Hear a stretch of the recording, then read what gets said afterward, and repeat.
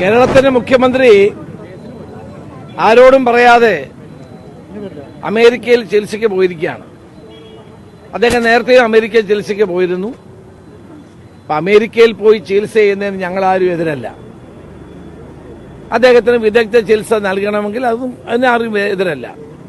പക്ഷെ കേരളത്തിലെ പാവപ്പെട്ട രോഗികൾക്ക് യാതൊരു വിധത്തിലും ആരോഗ്യ മേഖലയിൽ നീതി കിട്ടാത്തൊരു കാലത്ത് അദ്ദേഹം ഇങ്ങനെ പോകുമ്പോൾ അതിനൊരു പരിഹാരം കൂടി ഉണ്ടാക്കേണ്ടതായിരുന്നു.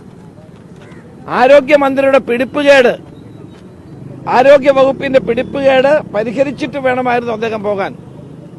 കുറഞ്ഞ രീതിയിൽ മന്ത്രി വീണ ജോർജിന്റെ രാജിയെങ്കിലും വാങ്ങിച്ചിട്ട് പോയിരുന്നെങ്കിൽ നമുക്കതിനെ ന്യായീകരിക്കാൻ കഴിയുമായിരുന്നു. ഞാൻ കരുതിയത് അദ്ദേഹം അമേരിക്കയ്ക്ക് പോകുന്നതിന് മുമ്പ് മന്ത്രിയുടെ രാജി എഴുതി വാങ്ങിക്കുമെന്നാണ്. ഇത്രയും വലിയ ഗുരുതരമായ കുറ്റങ്ങൾ ചെയ്ത, ഇത്രയും വലിയ അനാസ്ഥ കാട്ടിയ സാധാരണക്കാർക്കും പാവപ്പെട്ടവർക്കും ഏതായാലും അമേരിക്കയിലും UK ഒന്നും പോയി ചികിത്സിക്കാൻ കഴിയത്തില്ലല്ലോ.